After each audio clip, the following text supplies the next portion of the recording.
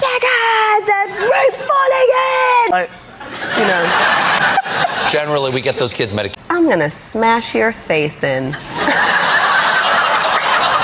Asked me things like, are you a habitual drunkard?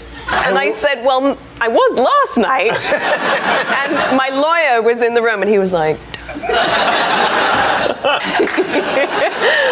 Gosh, at your service. Oopsie doopsie, I muffed it up again. She looked at me and she went, nope. And I went, yes. Whoa, mama, big.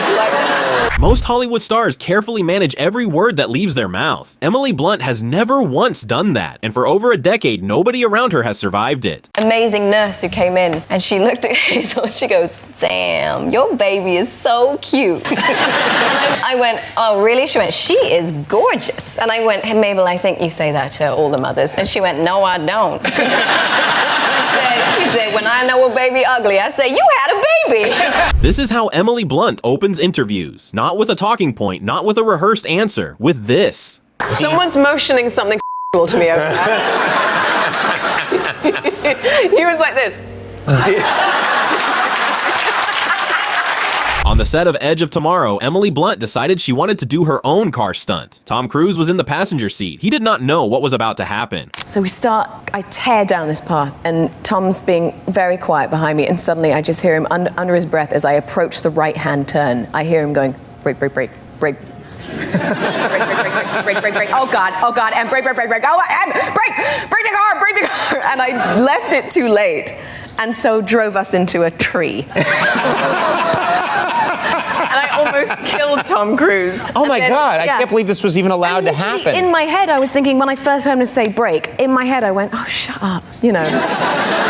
As if I thought I knew more about stunt driving than Tom Cruise. But I obviously was like, he knows nothing.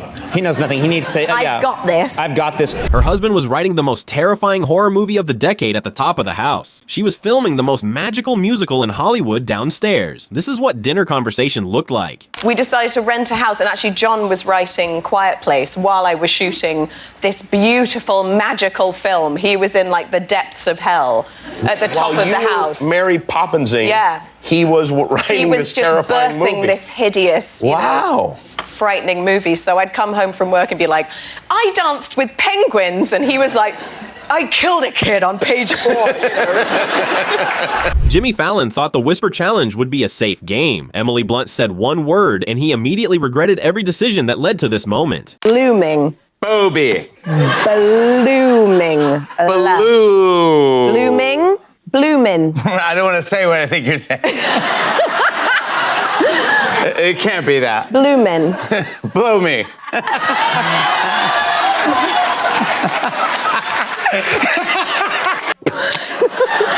Bloomin'. Bloomin' on you. When you have these headphones on, I swear to God, I'm not saying that. And you were saying it slower, I was like, blow me. Yes.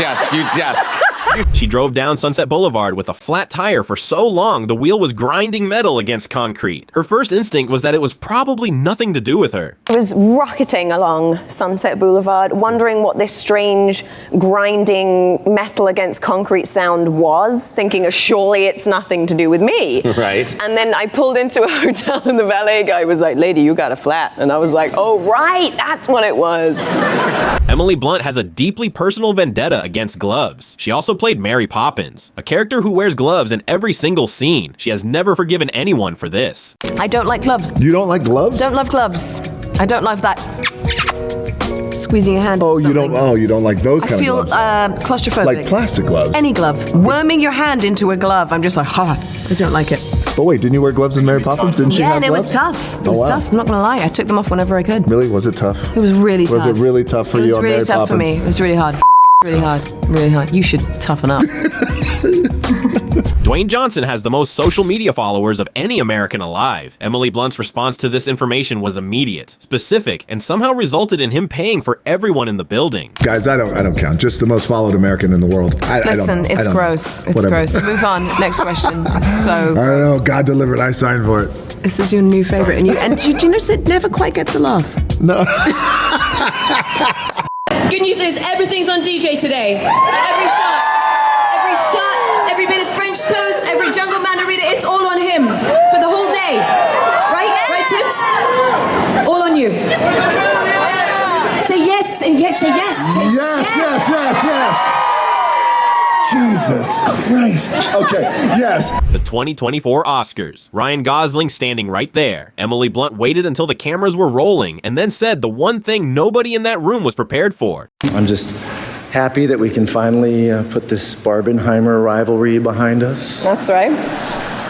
Here's Ken and Kitty. Just leaving all that fodder in the dust, guys, right? And the way this award season's turned out wasn't that much of a rivalry, so just let it go.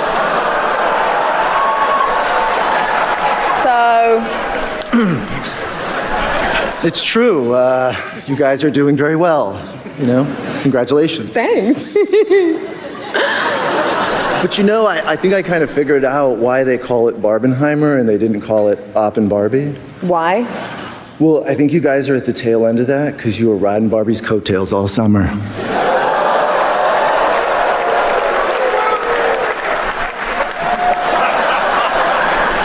Thanks for Ken-splaining that to me.